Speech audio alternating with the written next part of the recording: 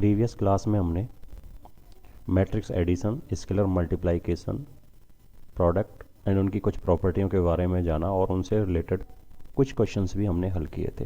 तो उन्हीं क्वेश्चंस की सीरीज को आगे बढ़ाते हुए हम चलते हैं आगे नेक्स्ट क्वेश्चन की तरफ, जो कि ये रहा आपकी स्क्रीन पर। यहाँ क्या दे रखा है बेटा? यहाँ matrix A is equal to 0 minus ten alpha by two, ten alpha by two, 0 and I is a identity matrix of two order. ठीक है ना? तो आपको प्रूव शो करना है I plus A is equal to I minus A cos alpha minus sine alpha cos alpha, ये आपको यहाँ प्रूव करना है। ठीक है, तो चलते हैं सॉल्यूशन की तरफ। सॉल्यूशन लेफ्ट हैंड साइड बेटा आपके पास क्या है? लेफ्ट हैंड साइड में आपका लिखा हुआ है I plus A, which is I is identity matrix which is 1 0 0 1 plus A is 0 minus ten alpha by two, ten alpha by two and 0। On addition we get 1 minus ten alpha by two, ten alpha by two 1।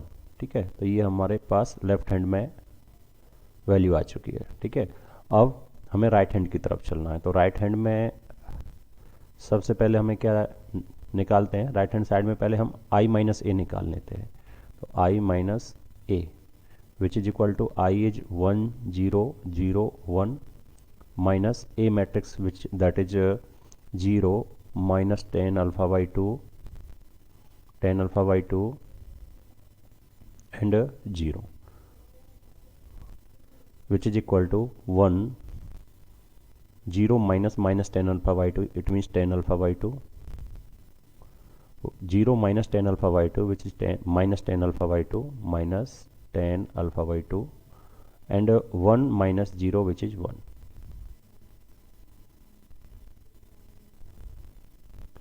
इसीलिए I minus a into a matrix cos alpha minus sin alpha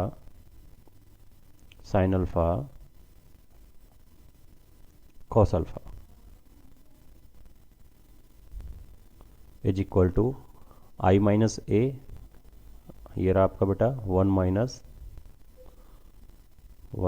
minus ten alpha by two, ten alpha by to, sorry plus का ten alpha by to है बेटा, तो ये plus का ten alpha by to है, यहाँ minus ten alpha by to और 1, और इसका प्रोडक्ट जो है बेटा वो किससे करना है? Another matrix that is cos alpha minus sine alpha और कॉस अल्फा से आपको क्या करना है? मल्टीप्लाई करना है। तो चलते हैं बेटा, मल्टीप्लाइकेशन में फर्स्ट रो फर्स्ट कॉलम से मल्टीप्लाई करेगी, तो इसका मतलब क्या होगा? Cos alpha plus tan alpha करेगा बेटा साइन अल्फा से which is equal to ten alpha by two, ten alpha by two into sine alpha. Clear है? सिमिलरली फर्स्ट रो आपकी ये वाली फर्स्ट रो कंप्लीट मल्टीप्लाई करेगी सेकंड कॉलम से, तो सेकंड कॉलम में करेगा तो बेटा क्या हो जाएगा? माइनस का sine alpha plus tan alpha करेगा और अल्फा बाई टू मल्टीप्लाई करेगा कॉस अल्फा से, it means tan alpha by two into cos alpha. Similarly second row बेटा आपकी मल्टीप्लाई करेगी अब फर्स्ट कॉलम से, तो फर्स्ट कॉलम से यदि मल्टीप्लाई करेगी तो क्या हो जाएगा? Minus ten alpha by two into cos alpha, minus ten alpha by two into cos alpha. अब 1 जो मल्टीप्लाई करेगा बेटा वो साइन अल्फा से करेगा, तो प्लस साइन अल्फा। ठीक है, अब सेकंड रो सेकंड कॉलम के एलिमेंट से मल्टीप्लाई करेगी तो क्या होगा? Minus ten alpha by to minus sine alpha, तो क्या हो जाएगा? प्लस का ten alpha by two into sine alpha, और 1 जो है बेटा वो कॉस अल्फा से मल्टीप्लाई करेगा तो विच इज कॉस अल्फा हो गया। ठीक है, तो ये इनका क्या आया है? इन दोनों मैट्रिक्स का प्रोडक्ट आ चुका है। अब हमें यहाँ से कुछ फॉर्मूले याद करने होंगे जो हमारे मैट्रिक्स से हैं। हमें अल्फ़ा हाफ एंगल में यदि फॉर्मूले यदि याद हो, लर्न हो, तो एक यदि मैं साइन ए को लिखना चाहूँ तो साइन ए को हाफ एंगल में किस तरीके से रिप्रेजेंट करते हैं, 2 sin a/2 into cos a/2। Similarly cos को किस तरीके से रिप्रेजेंट किया जाता है, तो कॉस को 3 फॉर्म में हम रिप्रेजेंट कर देते हैं, 2 cos² a/2 -1 minus 2 sin² a/2 और another one is cos² a/2 minus sin² a/2। इस तरीके से हम इन्हें रिप्रेजेंट कर देते हैं। तो यहाँ मेनली हम फर्स्ट, सेकंड और ये थर्ड, इन फॉर्मूलों को यूज करेंगे। ठीक है, तो चलते हैं नेक्स्ट पेज पर। जो बेटा आपका कॉस अल्फ़ा था उसे मैंने किस में रिप्रेजेंट किया है, 1 माइनस का 2 sin² α/2 में मैंने इसे नोट कर दिया है। ठीक है, और जो आपका नेक्स्ट बेटा आपका क्या है, टेन अल्फ़ा को मैंने sin α/2 अपॉन cos α/2 में रखा है, और sin अल्फ़ा को किस में रखूँगा बेटा, 2 sin α/2 इंटू cos α/2। ठीक है, तो चलिए साइन को 10 को मैंने बेटा क्या लिखा, sin α/2 अपॉन cos α/2, और जो आपका साइन था उसे बेटा मैंने लिख दिया 2 sin α/2 इंटू cos α/2। ठीक है, मैंने ये इस तरीके से डिनोट कर दिए हैं। सिमिलरली जो आपका नेक्स्ट आपका क्या है, माइनस साइन अल्फ़ा, तो माइनस साइन अल्फ़ा को मैंने लिखा -2 sin α/2 इंटू कॉस α/2। आप यहाँ देख पा रहे होंगे ये है माइनस साइन अल्फ़ा, तो माइनस साइन अल्फ़ा को लिख दिया। सिमिलरली टेन अल्फ़ा को मैं क्या लिखूँगा, टेन अल्फ़ा को मैं लिखूँगा, यहाँ टेन को 10 ही रहने देते हैं, ठीक है ना।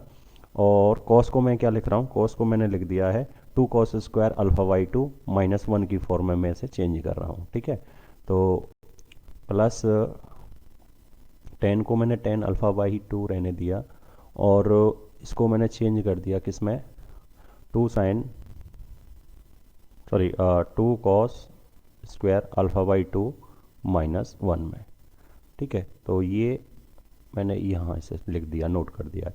सिमिलरली जो A21 एलिमेंट है उसमें आपका क्या, माइनस कॉस अल्फ़ा, तो माइनस कॉस अल्फ़ा को मैं क्या करूँ बेटा, माइनस कॉस अल्फ़ा जो है उसे हम -2 cos² α/2 -1 में लिखेंगे, इनटू 10 को बेटा मैंने ऐसे ही रहने दिया इस जगह पे, ठीक है ना, 10 α/2 प्लस जो आपका साइन अल्फ़ा है, ठीक है ना, जो आपका यहाँ पे साइन अल्फ़ा है ये वाला, ठीक है ना, तो साइन अल्फ़ा को मैंने क्या किया है, साइन अल्फ़ा को मैंने लिख दिया है +2 sin α/2 इंटू कॉस α/2। सिमिलरली यहाँ पर जो 10 α/2 है उसको मैंने लिख दिया sin α/2 अपॉन कॉस α/2, और साइन अल्फ़ा को 2 sin α/2 इंटू कॉस α/2 में चेंज करेंगे। ठीक है, तो चलते हैं, साइन अल्फ़ा को बेटा मैंने लिख दिया इधर, 10 α/2 को लिख दिया मैंने sin α/2 अपॉन कॉस α/2। ठीक है, इनटू ये तो मैंने 10 α/2 को लिख दिया, और जो साइन अल्फ़ा था उसे मैंने लिख दिया 2 sin α/2 इंटू कॉस α/2। अब आपका जो प्लस एक और था क्या, कॉस अल्फ़ा, तो कॉस अल्फ़ा को क्या लिख रहा हूँ बेटा, 1 - 2 sin² α/2। तो इस तरीके से मैंने फर्स्ट 3 फार्मूले का यूज करते हुए इनको चेंज कर दिया है। ठीक है, तो अब यहाँ देखते हैं हमें नेक्स्ट क्या मिलता है आउटपुट में। यहाँ देखेंगे बेटा तो cos α/2 से क्या कैंसिल हो जाएगा बेटा, ये cos α/2 से cos α/2 कैंसिल हो जाएगा, तो क्या मिलेगा, 1 माइनस का 2 sin² α/2 plus sin² α/2 into 2 sin² α/2 which is 2 sin² α/2 हमको मिल जाएगा यहाँ से। ठीक है, नेक्स्ट बेटा यहाँ पे क्या लिखा हुआ है, A12 एलिमेंट जो है -2 sin α/2 इंटू कॉस α/2, और यहाँ से मैं इसमें मल्टीप्लाई इसको 10 से मल्टीप्लाई करा रहा हूँ अंदर, तो प्लस कितना हो जाएगा, 10 को तो बेटा मैंने यहाँ लिख दिया, अब क्या sine alpha by two upon कितना कॉस अल्फ़ा बाई टू, और इनटू में कितना आएगा बेटा 2 cos square alpha by to. ठीक है ना, ये मैंने जब 10 अल्फ़ा बाई टू का मल्टीप्लाई कराया किससे, 2 cos square alpha by to से, और जब 10 अल्फ़ा बाई टू का मैं मल्टीप्लाई -1 से कराऊंगा तो कितना हो जाएगा माइनस का 10 अल्फ़ा बाई टू। ठीक है ना, यहाँ मैंने ये 10 अल्फ़ा बाई टू चेंज नहीं किया है। ठीक है, अब यहाँ पे बेटा जो माइनस है उसको क्या करेंगे, -2 cos square alpha by to हो जाएगा बेटा, और माइनस माइनस क्या हो जाएगा +1। ठीक है ना, और इसमें हमें क्या कर लेते हैं 10 अल्फ़ा बाई टू से क्या कर लेते हैं मल्टीप्लाई। तो एक मिनट, पहले हम कंप्लीटली ही मल्टीप्लाई कर लेते हैं, ऐसा करते हैं। तो हम कॉस स्क्वायर जो आपका अल्फ़ा बाई टू है इसमें 10 अल्फ़ा बाई टू से ही मल्टीप्लाई कर लेते हैं सीधा। तो मल्टीप्लाई करेंगे तो क्या हो जाएगा, 10 को मैंने यहाँ कन्वर्ट कर दूंगा बेटा किस में, sine alpha by two upon cos alpha by to में। ठीक है, और जब ये 10 अल्फ़ा बाई टू -1 से करेगा मल्टीप्लाई तो माइनस आगे से भी हमें मिल रहा है, तो ये प्लस क्या हो जाएगा 10 अल्फ़ा बाई टू हो जाएगा। ठीक है, और आपका क्या बचा फिर यहाँ बाकी का बेटा, +2 sine alpha by two into cos alpha by to, ये हमको यहाँ से मिलेगा। इधर बेटा कॉस अल्फ़ा बाई टू से क्या कैंसिल हो जाएगा, कॉस अल्फ़ा बाई टू, तो क्या मिलेगा हमें 2 sine square alpha by two +1 -2 sine square alpha by to हमें यहाँ से मिल जाएगा। ठीक है, तो ये फाइनली ये मिलेगा। अब यहाँ से 2 sine square alpha by to से 2 sine square alpha by to minus करेंगे तो सिर्फ क्या बचेगा बेटा, हमारे पास सिर्फ 1 बचेगा। ठीक है, तो ये तो आ गया 1।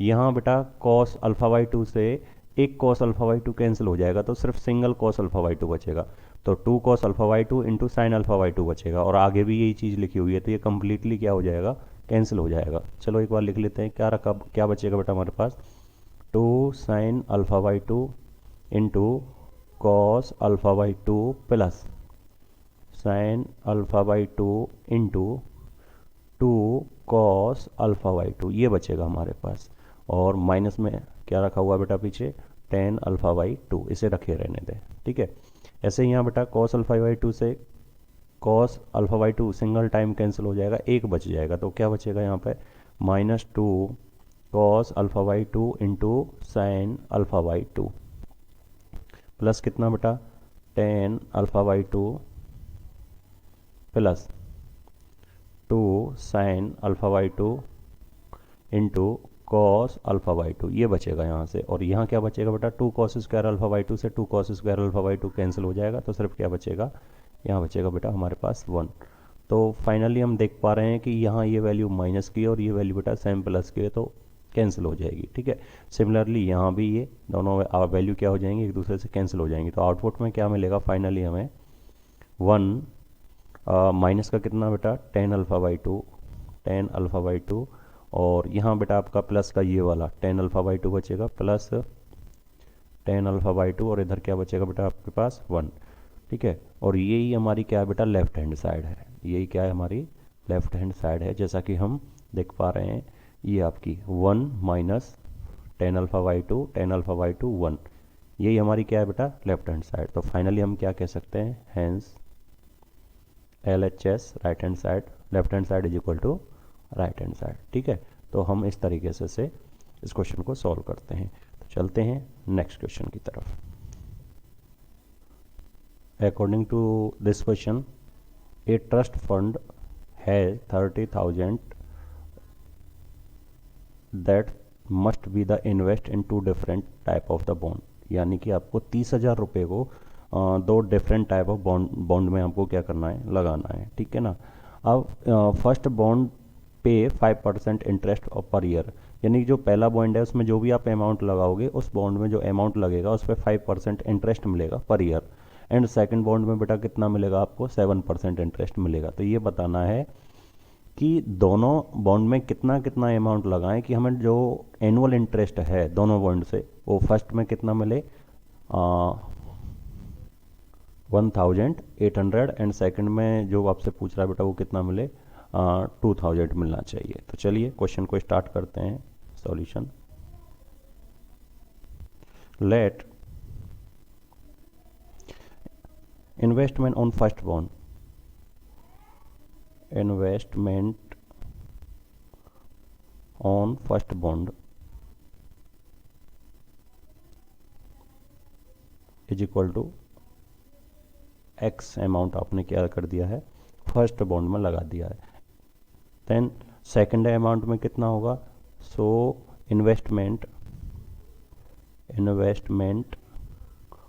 On second bond. तो सेकंड बॉन्ड में बेटा कितना अमाउंट लगेगा, क्योंकि टोटल जो सम था वो 30,000 था, ठीक है ना।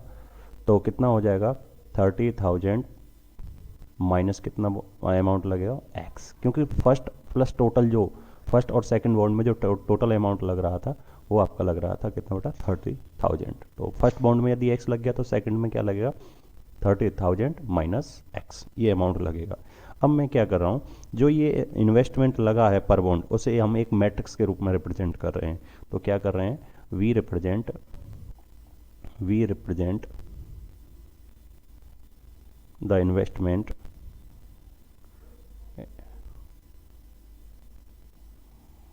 पर bond by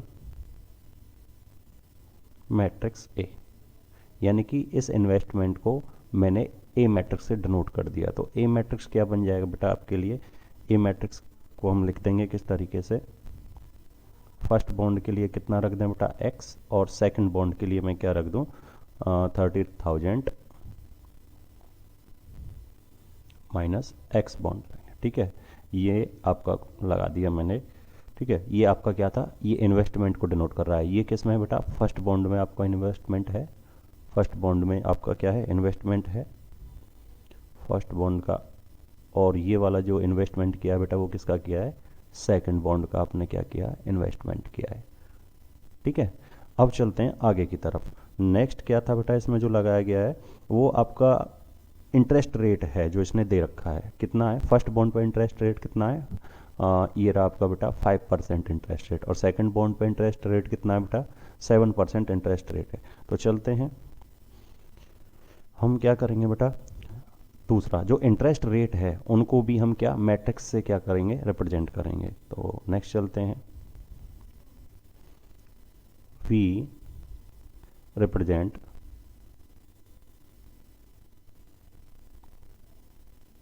interest per bond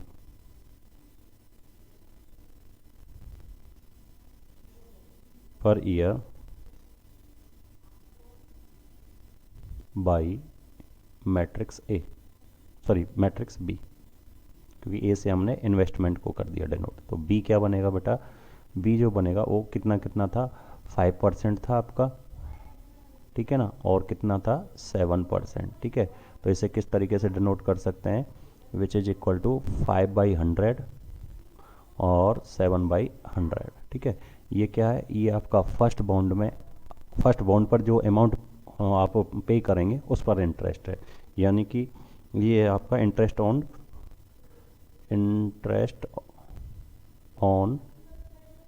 first bond, ये फर्स्ट बॉन्ड पर है इंटरेस्ट, और जो ये वाला है बेटा ये कितना है पर ईयर और है, ये भी ध्यान रखना है, इंटरेस्ट ऑन सेकंड बॉन्ड, ठीक है। ये आपका क्या है, सेकंड बॉन्ड पर क्या मिल गया, इंटरेस्ट। अब आपको जो टोटल इंटरेस्ट मिलेगा, तो नाउ टोटल इंटरेस्ट क्या होगा, नाउ टोटल जो इंटरेस्ट होगा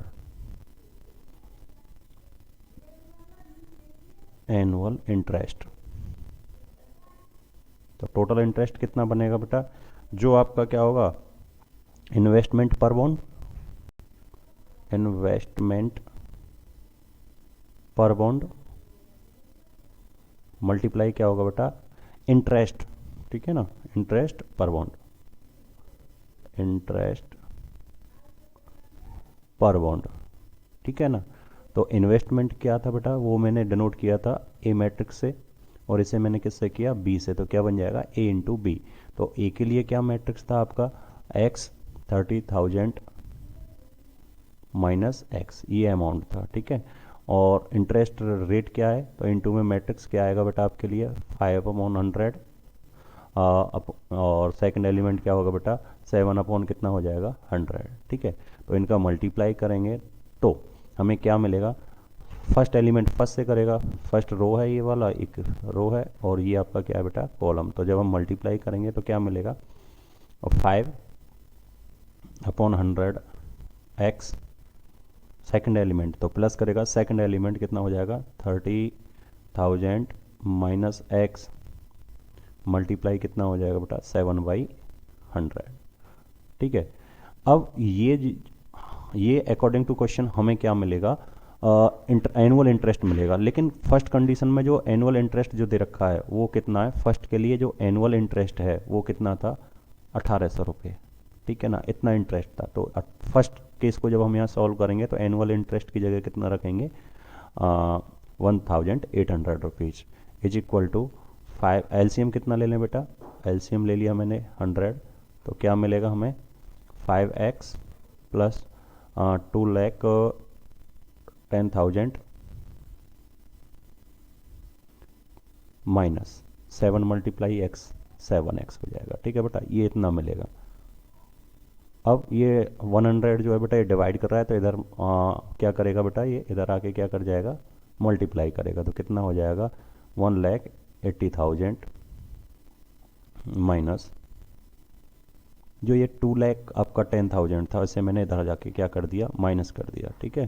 तो ये 2,10,000 इज इक्वल टू क्या बचेगा 5x माइनस 7x। 5x से यदि हम क्या बेटा 7x माइनस करेंगे तो कितना होगा -2x।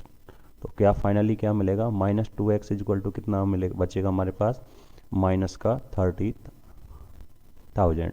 तो माइनस से माइनस कैंसिल हो जाएगा, तो x मिलेगा तो हमें कितना मिलेगा 15,000 रुपीज़। इसका मतलब जो फर्स्ट इन्वेस्टमेंट पे, यानी कि फर्स्ट कंडीशन में यदि आपको इंटरेस्ट एनुअली इंटरेस्ट 1,800 चाहिए, तो इन्वेस्टमेंट ऑफ फर्स्ट बॉन्ड कितना करेंगे हम,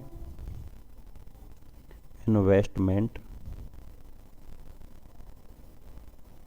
on first bond. First bond हमने क्या लिया था बेटा अमाउंट में, वो लिया था x। तो x का मतलब x वैल्यू कितनी आई, तो कितना मिलेगा इतना अमाउंट मिलेगा। एंड सेकंड जो इन्वेस्टमेंट ऑन सेकंड बॉन्ड कितना मिलेगा, ठीक है, वो था आपका 30,000 माइनस x, ठीक है, ये था। तो इसका मतलब 30,000 माइनस 50,000, ठीक है, तो कितना मिल जाएगा 15,000 आपको क्या हो जाएगा मिल जाएगा, ठीक है। तो फर्स्ट पार्ट का ये था। यदि आपको सेकंड पार्ट इसका करना होगा तो वहाँ पे आपको क्या था, जो इन्वेस्टमेंट जो एनुअल इंटरेस्ट चाहिए वो कितना चाहिए था, वो जो एनुअल इंटरेस्ट था बेटा वहाँ टोटली वो था 2,000। तो हम जहाँ हमने ये 1,800 रुपये रखा हुआ है, ठीक है ना, उस जगह पर हम कितना 2,000 अमाउंट रखेंगे और उसी प्रकार से क्या करेंगे फाइनली हम यहीं से सॉल्व करेंगे। दोबारा से हमें ऊपर से सॉल्व करने की ज़रूरत नहीं है। बी पार्ट को यदि मैं सॉल्व करूँगा तो बी पार्ट आपके लिए सिर्फ सिंपली इतना बनेगा कि 5x plus 2/10 minus 7x upon 100। बस इस अमाउंट इस वैल्यू को आपको किसके बराबर रखना होगा, क्योंकि ये एनुअल इंटरेस्ट है अब हमारे लिए, और क्वेश्चन ने क्या दे रखा है उसको एनुअल इंटरेस्ट चाहिए 2,000। तो हम इसके बराबर इसे रखेंगे और यहाँ से हम इसे क्या करके सॉल्व करके आपका क्या कर लेंगे पर बॉन्ड का जो इन्वेस्टमेंट है वो हम निकाल लेंगे। तो ठीक है, सेकंड पार्ट को आप निकाल सकते हैं। तो चलते हैं नेक्स्ट क्वेश्चन की तरफ, जो ये रहा आपकी स्क्रीन पर। तो बेटा इस क्वेश्चन में क्या कह रहा है, एक books of a particular school has the 10 दर्जन केमिस्ट्री बुक्स, 8 दर्जन फिजिक्स बुक एंड 10 दर्जन economics books. Their selling price are 80 rupees, 60 rupees and 40 rupees each respectively. It means chemistry की जो एक बुक है वो आपकी 80 रुपये की है, फिजिक्स की है बेटा वो 60 रुपये की है, और इकोनॉमिक्स की जो आपकी बुक है बेटा वो कितने की है 40 रुपये की है। तो आपको ये बताना है कि find the total amount the books of will receive from the selling at all the books using the matrix algebra. कहने का मतलब मैट्रिक्स एल्जेब्रा को यूज करते हुए आपको ये बताना है कि उस टोटल जब बुक्स को वो बुक सेलर है जो सेल करेगा तो उसे कितना अमाउंट रिसीव होगा। तो मैं क्या करता हूँ, या नंबर ऑफ बुक्स को और उनके प्राइज को हम क्या करते हैं, सेलिंग प्राइज को एज ए मैट्रिक्स सपोज कर लेते हैं। तो सॉल्यूशन स्टार्ट करेंगे तो क्या होगा बेटा, let we represent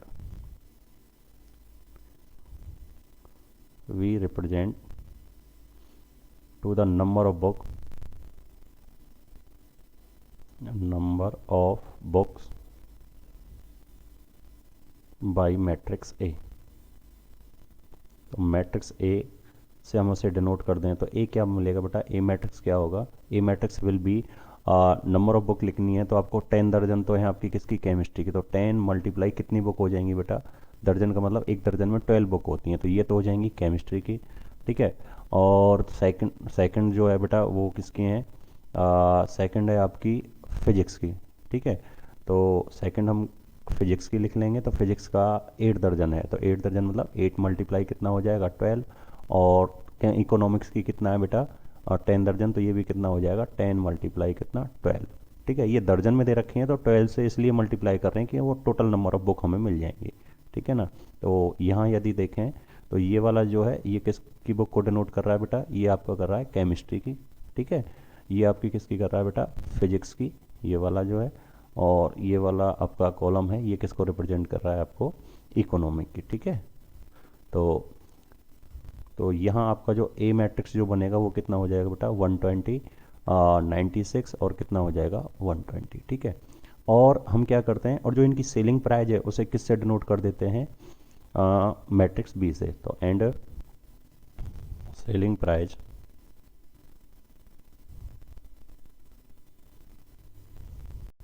by matrix B.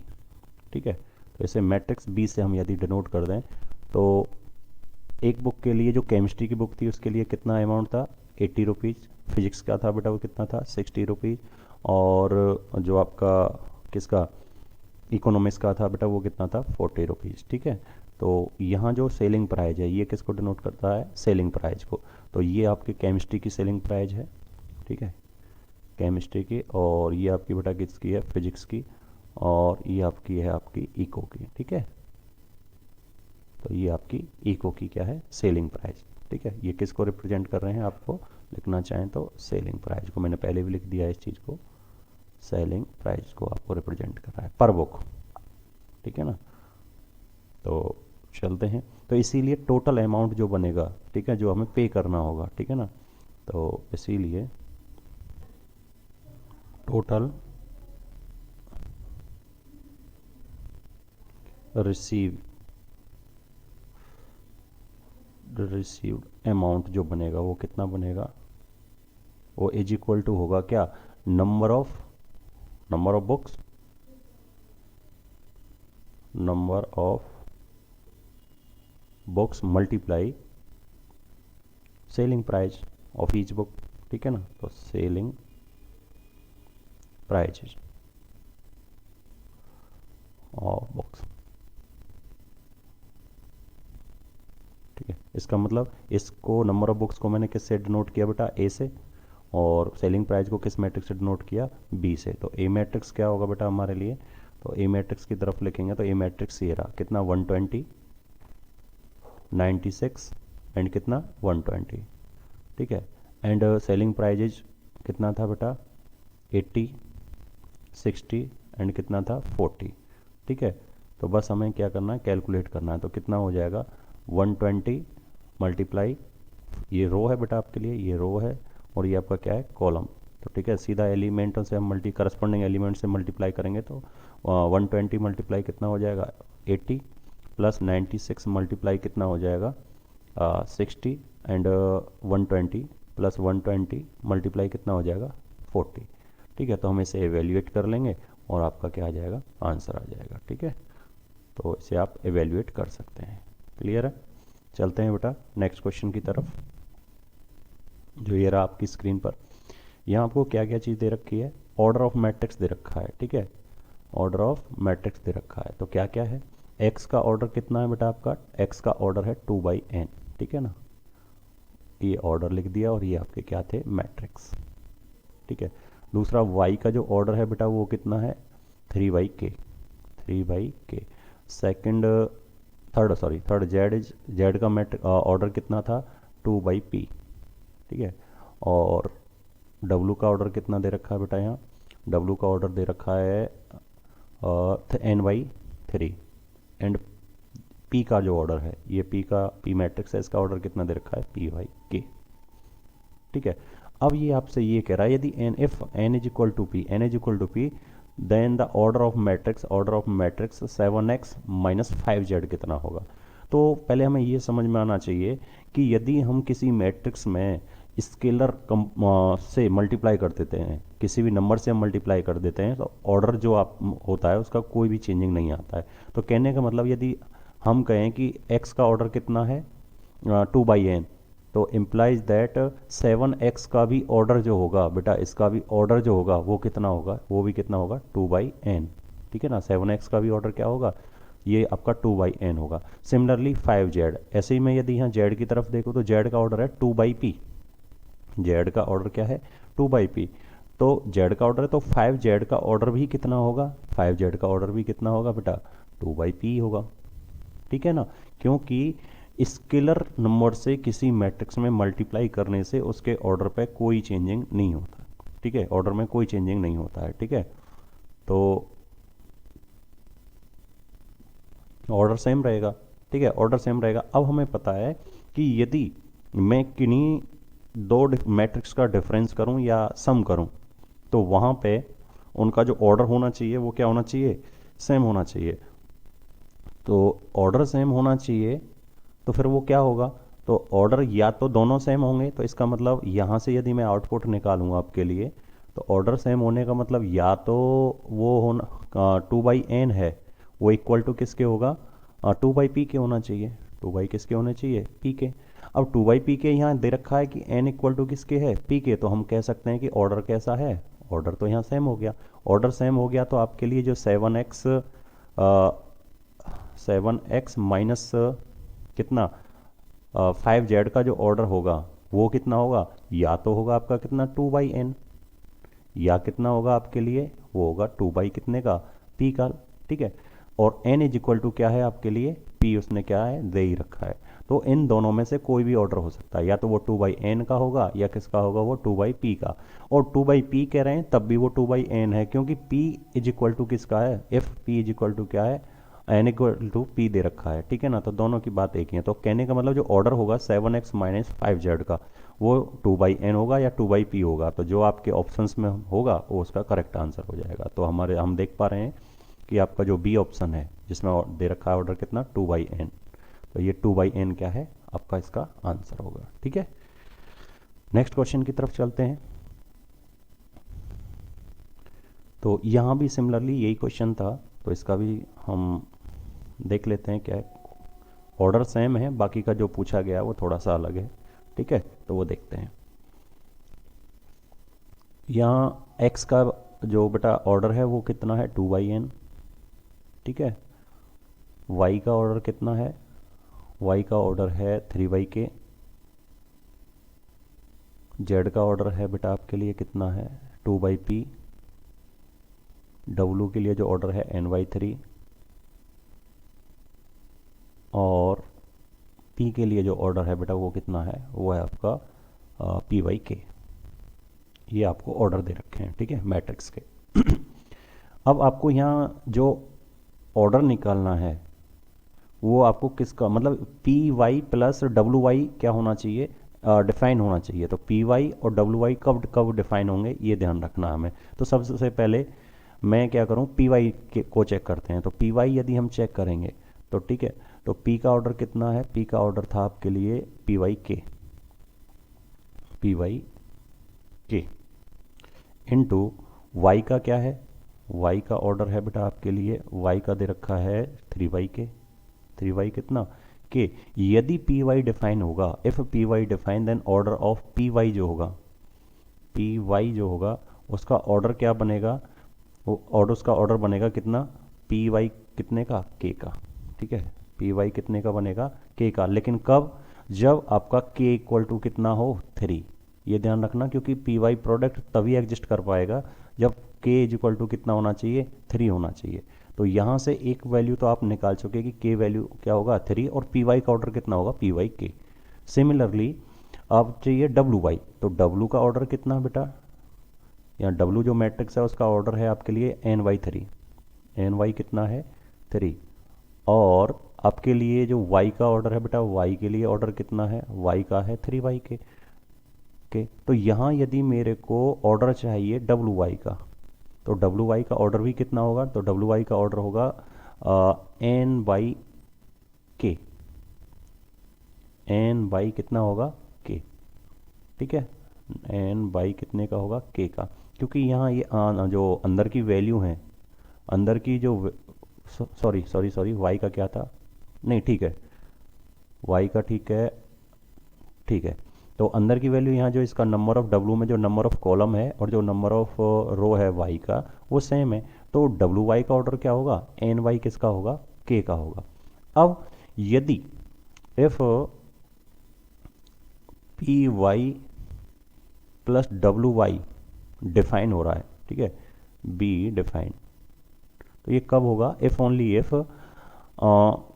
P Y का जो ऑर्डर होगा, ऑर्डर ऑफ किसका, पी वाई का होगा, वो इक्वल टू होना चाहिए किसका, ऑर्डर ऑफ किसका, ऑर्डर ऑफ डब्लू वाई।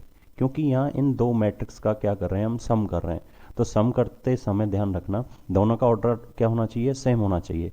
तो पी वाई का ऑर्डर कितना आया था, पी वाई का ऑर्डर आया था पी बाई के, तो पी वाई कितना आया था, के। और बेटा डब्लू वाई का ऑर्डर क्या है, एन बाई के, एन बाई क्या है, के। तो ये सेम हैं, तो क्या होगा, पी बराबर किसके होगा, एन के। तो भाई के तो के बराबर है ही है, ठीक है ना।